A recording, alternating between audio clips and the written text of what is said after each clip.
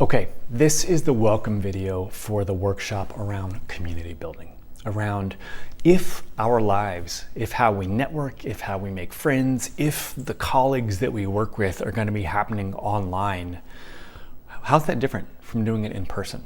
And this particular workshop, what it does is gives you a framework and a learning by doing approach to understanding what it means to build community online. It's based on the research of a psychologist named Aron. And what he was studying was closeness between different groups of people and different populations. And what he found is that this set of questions that they built up over time with slowly escalating closeness, I don't want to say intimacy, more around kind of closeness and what it meant for two people to have rapport and to feel comfortable around one another. Making them go through these questions in this orderly process was very interesting, and it provided a way for not only for people to get closer, but for them to think about what it means to meet someone. So that's what this workshop is about.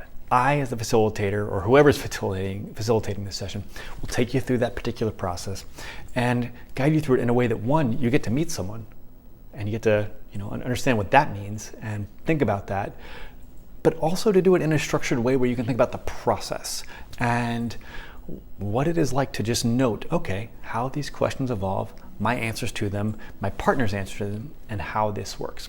So this research, what's so interesting about it is that when Aron was running these early experiments, two participants in it fell in love.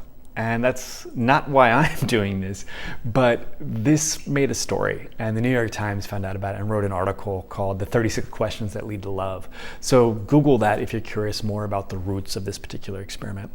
But we'll go through that same set of questions, and it's something I've run to help all kinds of communities grow closer. I've run this with potential startup founders to see if the co-founder pairing might be good.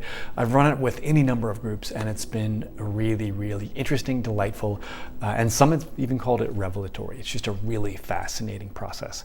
So I'm looking forward to you all going through this particular session.